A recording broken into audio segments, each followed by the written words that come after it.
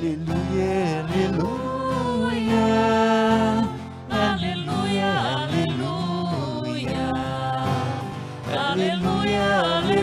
aleluia, aleluia, aleluia. Ficai muito alegres, saltai de alegria, pois tendes um prêmio bem grande nos céus. Ficai muito alegres, saltai de alegria. Amém, aleluia, aleluia, aleluia, aleluia, aleluia, aleluia,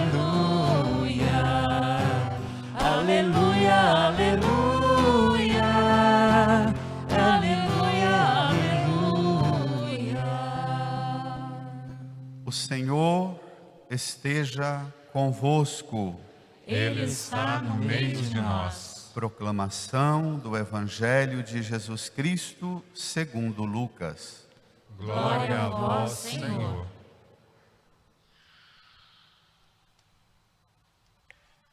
Naquele tempo, Jesus desceu da montanha com os discípulos e parou num lugar plano.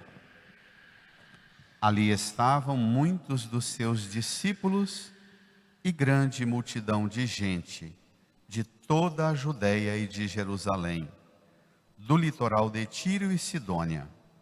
E, levantando os olhos para os seus discípulos, disse: Bem-aventurados vós, os pobres, porque vosso é o reino de Deus. Bem-aventurados vós que agora tendes fome, porque sereis saciados. Bem-aventurados vós que agora chorais, porque havereis de rir. Bem-aventurados sereis quando os homens vos odiarem, vos expulsarem, vos insultarem e amaldiçoarem o vosso nome por causa do Filho do Homem. Alegrai-vos nesse dia e exultai, pois será grande a vossa recompensa no céu. Porque era assim que os antepassados deles tratavam os profetas. Mas, ai de vós, ricos, porque já tendes vossa consolação.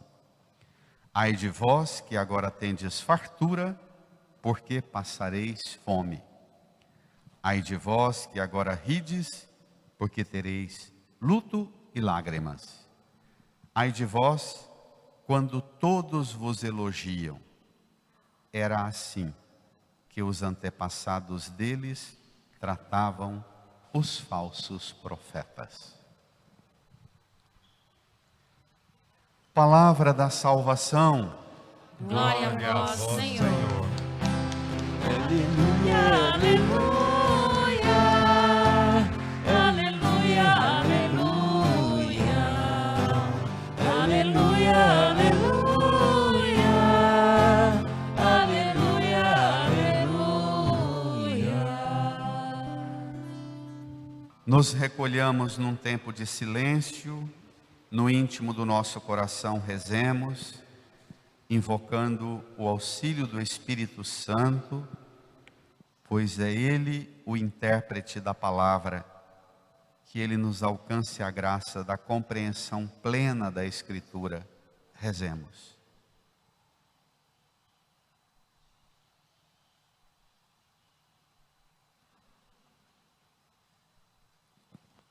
Amém. Irmãs e irmãos, domingo passado estávamos com Jesus nas margens do Mar da Galileia, no comecinho do capítulo 5. Hoje estamos no capítulo 6, já bem à frente, e o texto de hoje é uma síntese do que aconteceu entre domingo passado e hoje. Você que está em casa, pegue a sua Bíblia, e os que estão aqui, chegando em casa hoje ou ao longo da semana, percorra o a sequência dos acontecimentos que se decorreram do capítulo 5 até mais da metade do capítulo 6, para que você compreenda essa síntese que Jesus apresenta hoje. Vale a pena. Nós vamos até novembro lendo o Evangelho de Lucas. Então, é preciso dar um pouco de dedicação e zelo nessa escuta, para que você não passe apenas mecanicamente a cada domingo. Vamos aprofundar. Tomem comigo a sua folha aí. Lucas capítulo 6, versos 17, depois 20 a 26. Naquele tempo, Jesus desceu da montanha com os discípulos e parou num lugar plano. Só duas referências. Jesus, de domingo passado, quando chamou Pedro, Tiago e João, saiu pregando, fazendo milagres, pregando, fazendo milagres.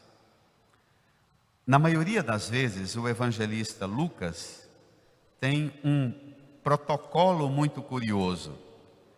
Jesus realiza o milagre primeiro, aguça a atenção do povo que convive com ele, e depois, despertada a atenção, ele dirige um ensino. Em alguns textos, primeiro ele ensina e depois, nos outros evangelistas, ele ensina e depois faz um milagre como que para carimbar o ensino. Em Lucas, predomina esta ação. Faz um milagre, aguça a vontade de compreender quem é esse, e aí ele dirige um ensino. Ele realizou vários milagres e realizou também uma fúria por parte dos fariseus, do povo de Jerusalém, que veio em comitiva para fiscalizá-lo. Ele já tinha sido rejeitado na sinagoga de Nazaré, lá entre a sua parentela. Nos versículos 7 e 11 do capítulo 5 diz assim: os fariseus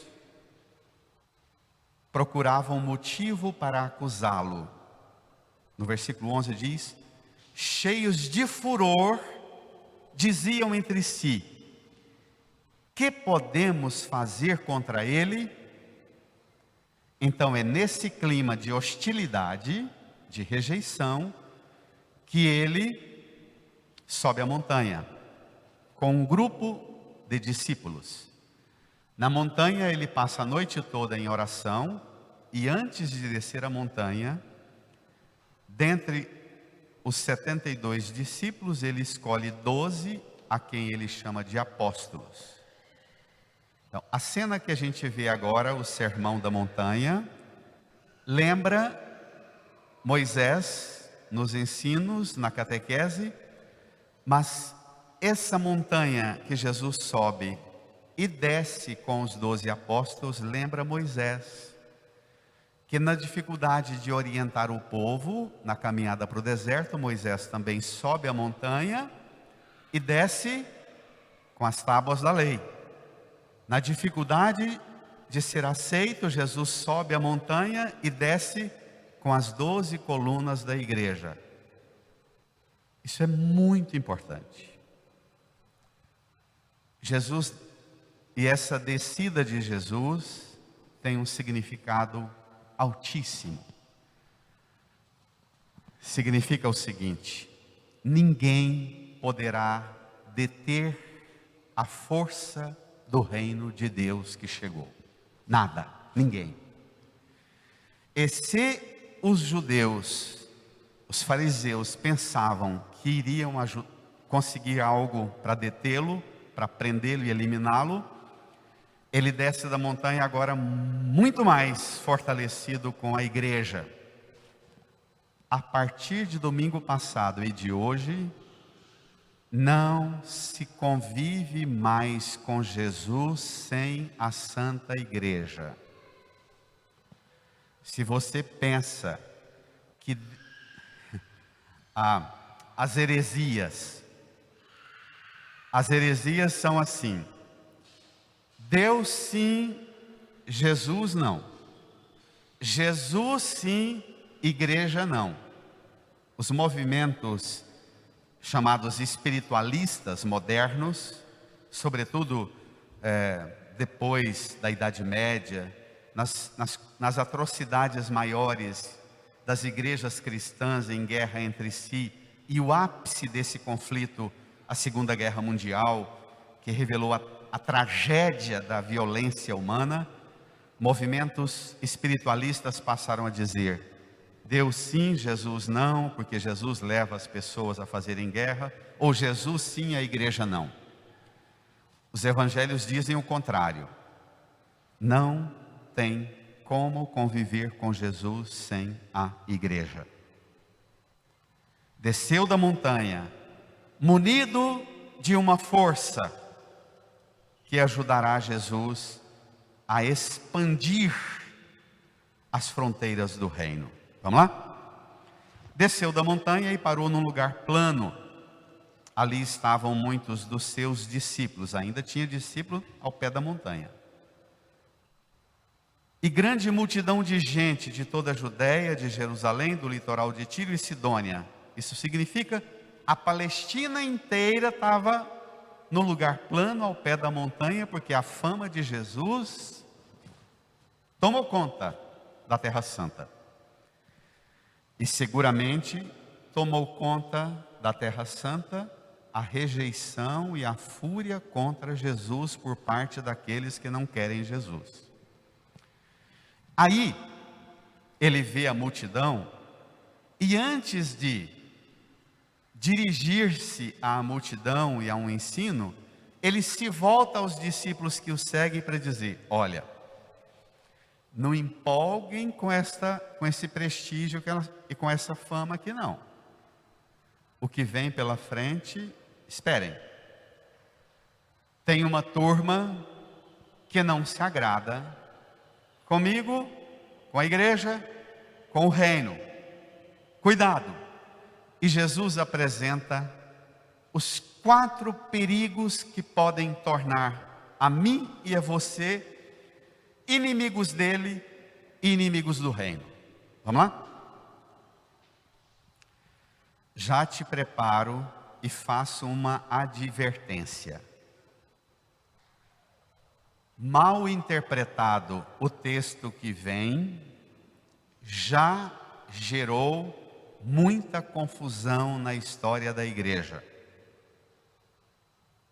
A interpretação ideologizada desse texto cria um monte de sectarismo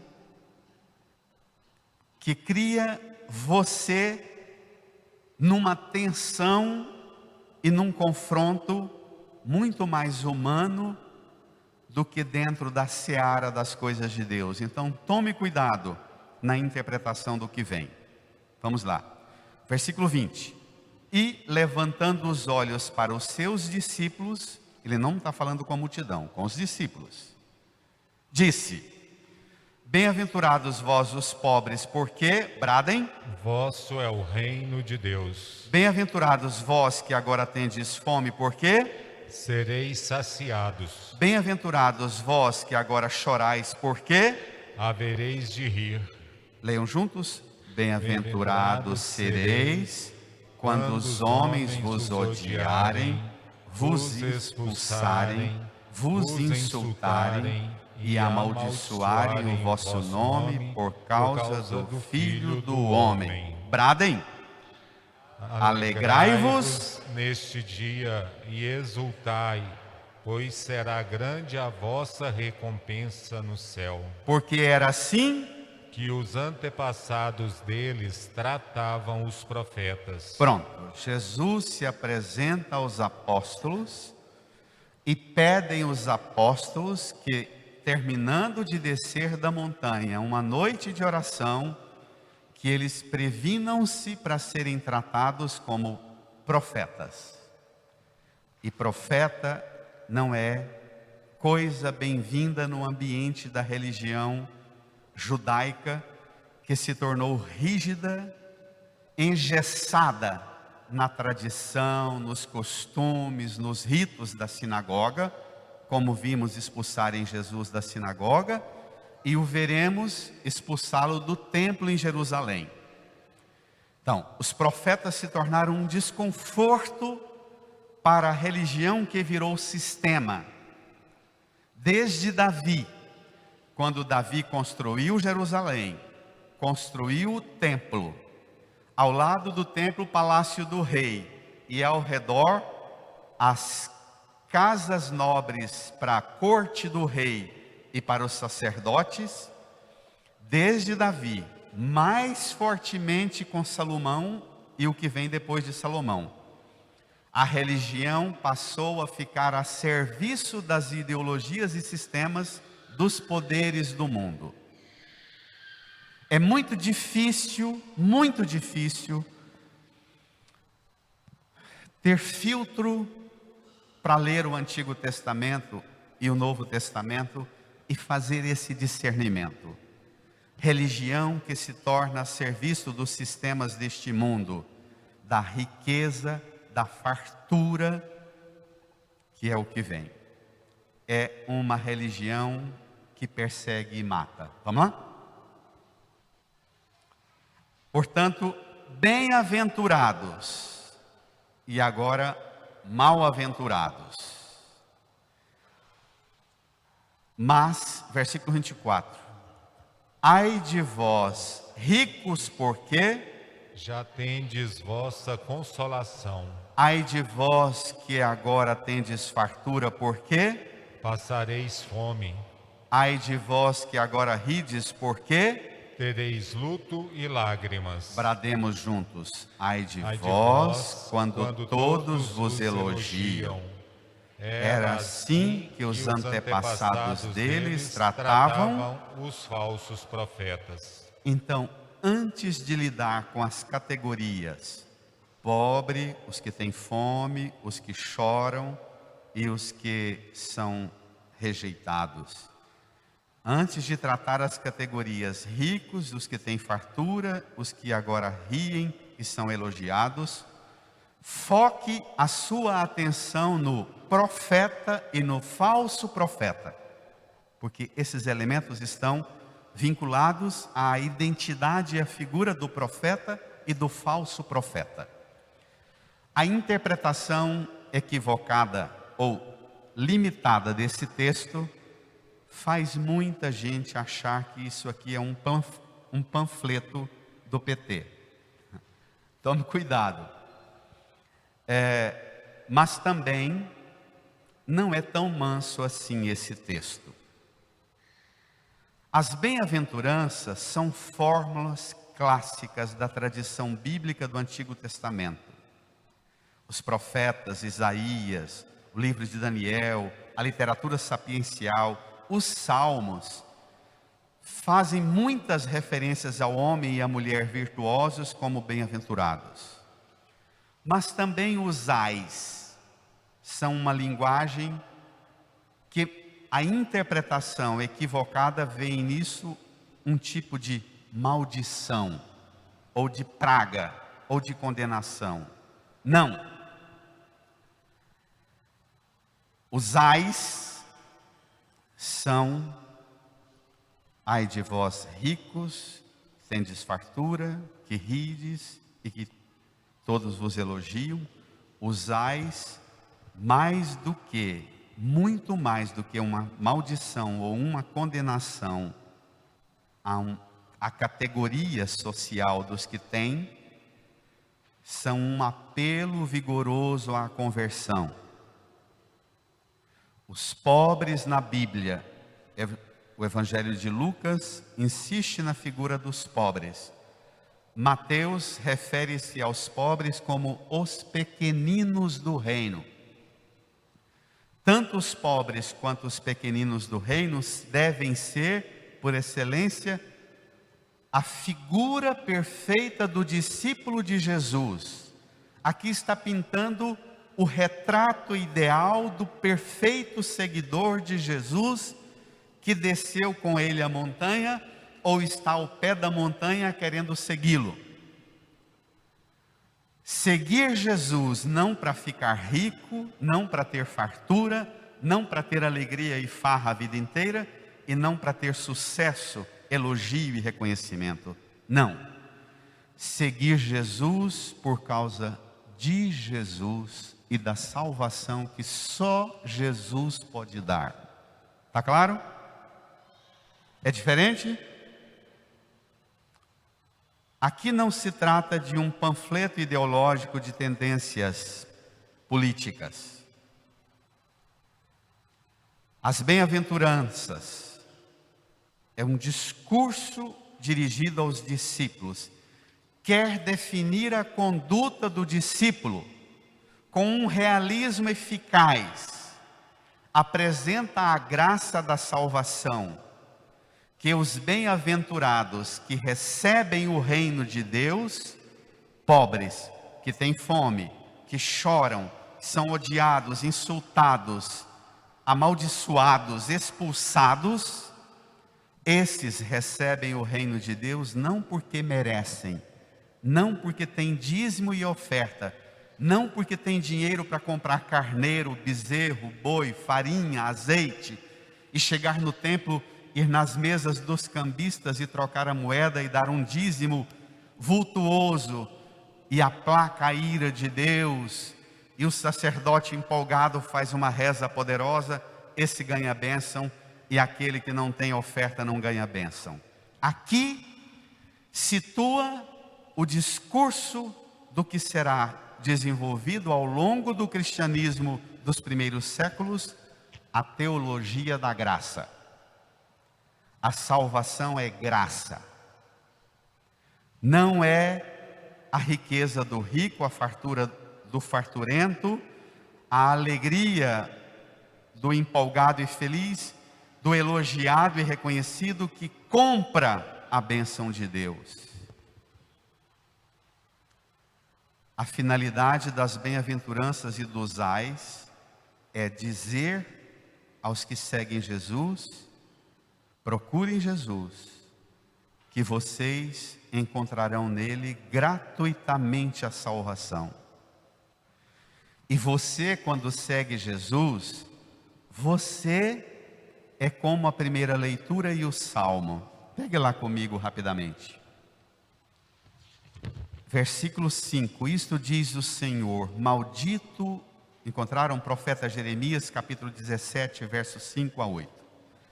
Maldito o homem que confia no homem, e olhe lá, leia comigo, e faz consistir sua força na carne humana, enquanto o seu coração se afasta do Senhor. Do Senhor. É maldito o que põe sua confiança na carne humana, na riqueza, na fartura, entendido? Na alegria, no elogio. Versículo 7, desce o olhar. Bendito o homem que confia no Senhor. Bradem. Cuja esperança é o Senhor. Se você dá conta de fazer consistir o Senhor, sua esperança, quando você está na melhor ou na pior, pronto, você é discípulo do Senhor. Quando você está na fartura ou na escassez, você é a discípula ou discípulo perfeito. Agora, se você é daqueles que começou a entrar em crise, sua fé também entra em crise, o problema não é Deus, e nem a religião, muda de religião que a bênção vem. Não, o problema é em quem você enraiza-se. Olhe só, versículo 8. O que põe a confiança no Senhor, cuja esperança é o Senhor, é como árvore plantada junto às águas, leia, que estende as raízes em busca de umidade. Por isso não teme a chegada do calor. O calor chega, mas não teme. Entendido? A seca vem, mas não teme.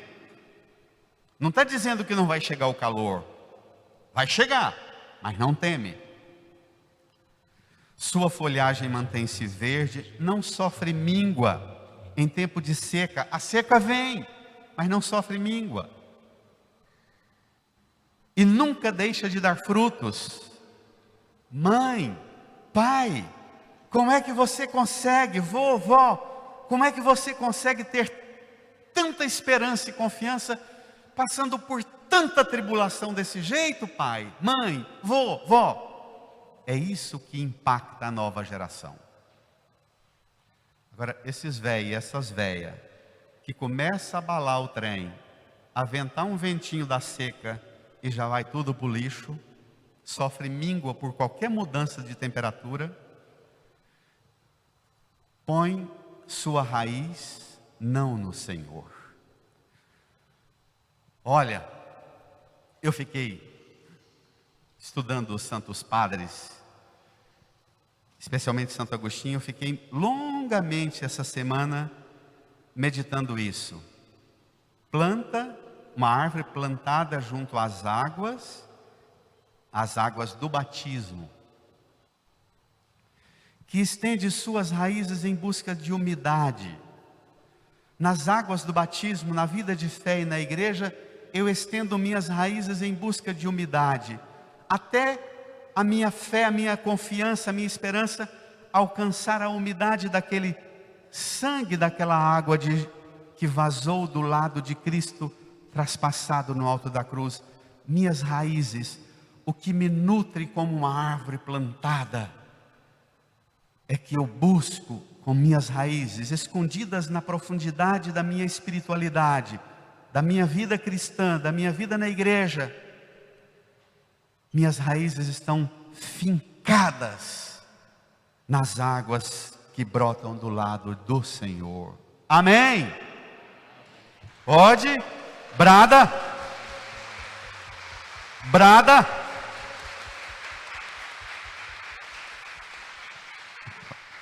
Olha que coisa bonita. Você não tem aí, mas depois você leva esse papel para casa, a sua folha, e lá em casa você vai ao Salmo 1. Quem está em casa com a Bíblia, o Salmo 1, no versículo 3 da missa de hoje, diz assim: o homem, feliz todo aquele que não anda conforme os conselhos dos perversos, medita dia e noite sem cessar na palavra do Senhor. Aquele que vive meditando a palavra do Senhor é semelhante a uma árvore que à beira da torrente está plantada. Ela sempre dá seus frutos a seu tempo. Deus não pede que porque você é uma árvore plantada na beira das águas do seu batismo, você tem que ficar dando fruto o tempo inteiro, não. Dá seu fruto a seu tempo. Deus não te exaure, não te torna exausto, porque você tem que ter um processo de produção em série que não pode parar a máquina nunca. Não.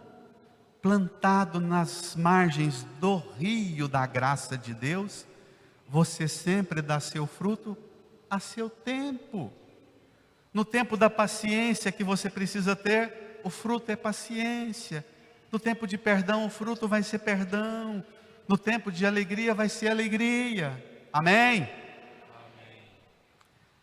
Agora, volta ao Evangelho umas considerações que eu preciso fazer.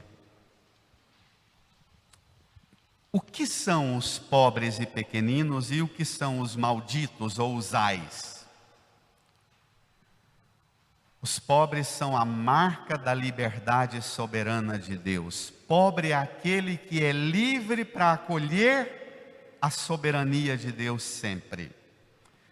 Pode ser tanto aquela pessoa que não tem bem nenhum, quanto aquela pessoa que tem muitos bens, tem fartura, tem alegria, tem inclusive elogio, mas ela o tempo inteiro, ela põe na mente e no coração: estou passando por esse sucesso todo, mas a soberania em minha vida é o Senhor.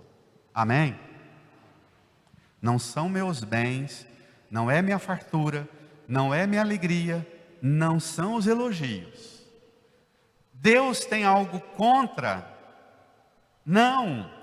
É pecado ter bens, riquezas, ter fartura, Não, porque o próprio Jesus diz que bem-aventurados vós os pobres, porque vosso é o reino dos céus, o reino de Deus. Tem riqueza maior que essa? Bem-aventurados vós que agora tendes fome, porque sereis saciados. Deus não é contra, porque Ele mesmo providencia o saciamento. Não sei se pode ter essa variante. Essa saciedade nossa. Querer ser saciado por Deus. Eu tenho falado, inclusive, é uma ocasião boa. Algumas mães de crianças vêm à missa. A criança vem pequenininha de colo. A hora que o pai e a mãe comungam, ela diz, me dá um pedaço, ou me dá. A mãe vai, quebra um pedaço da hóstia e dá para a criança. Isso não está certo, não. A hóstia não é para matar fome e nem para matar a curiosidade de criança. Você não deve fazer isso jamais.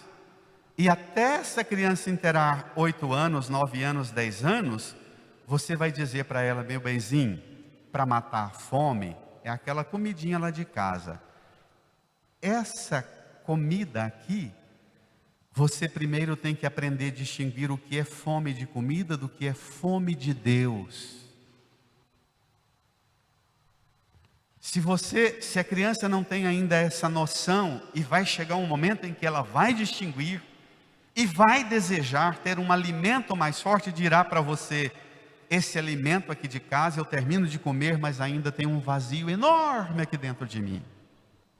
Aí você vai dizer, pronto, para esse vazio não é continuar baixando na geladeira toda hora, que vai te tornar obeso e doente.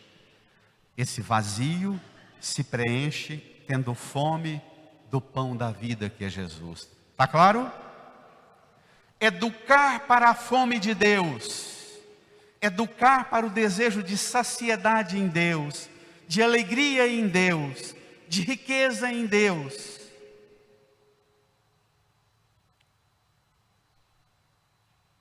Esse discurso de Jesus se dirige hoje a você e convida você à graça da salvação, a viver esta graça e anunciar esta graça.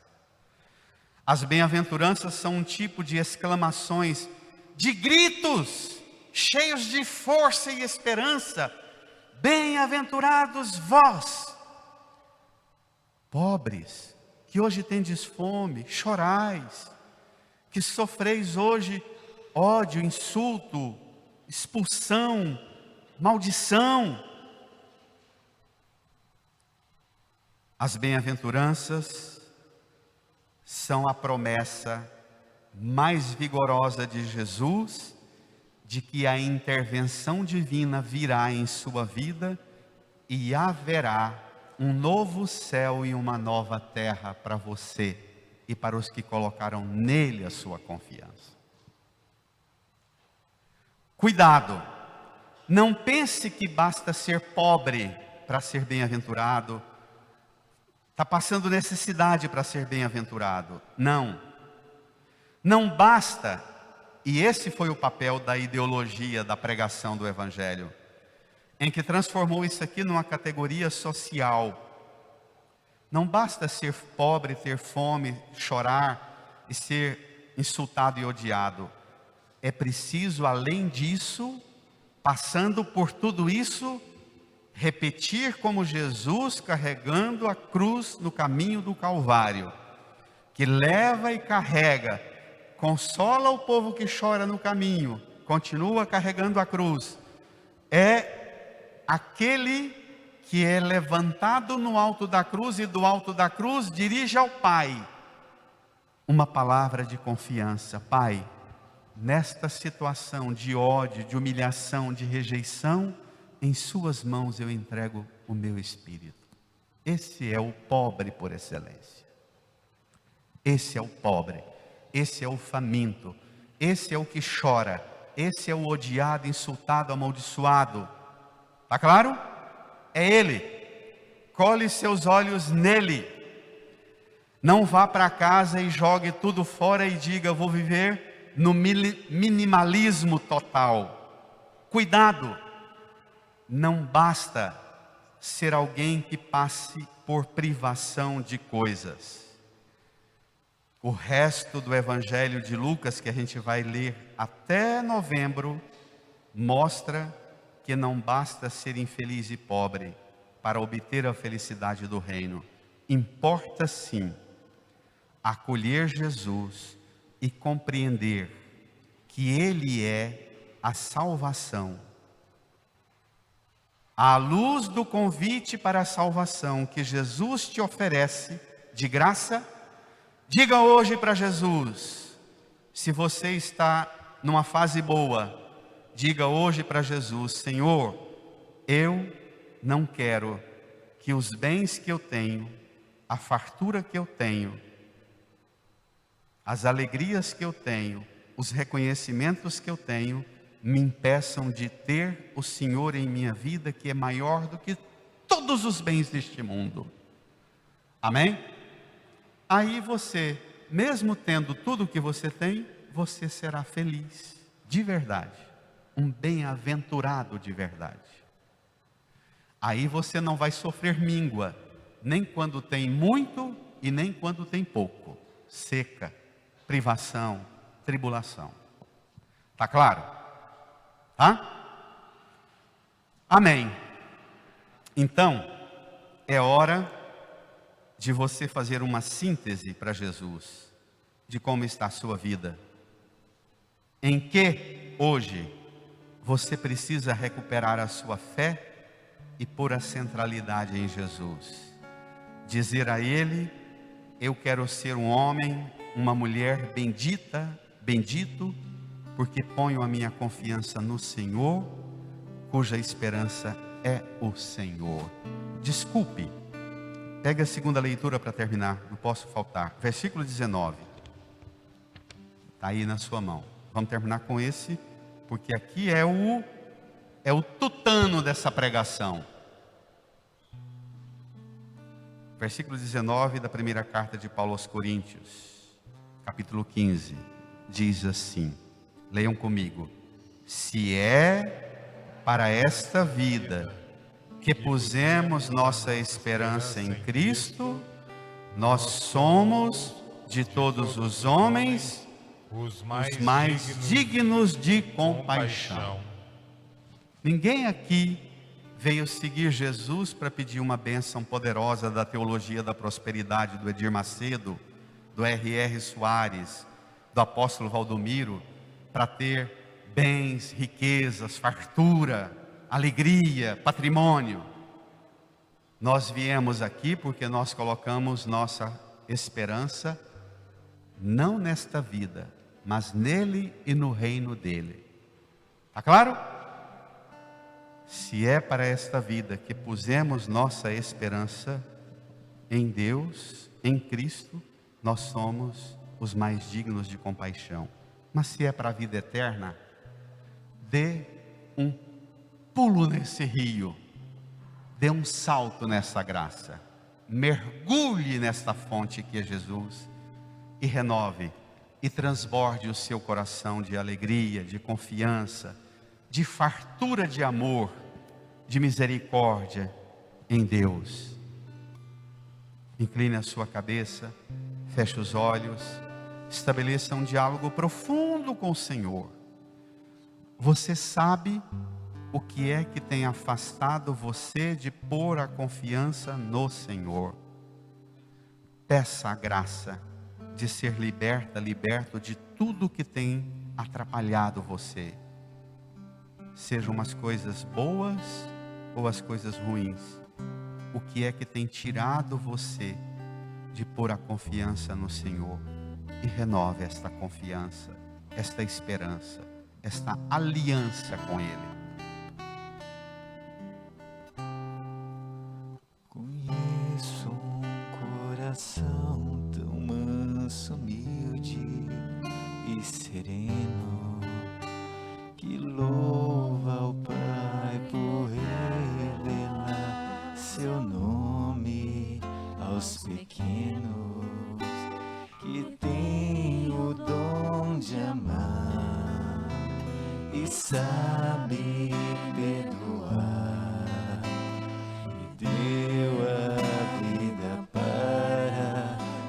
salvar.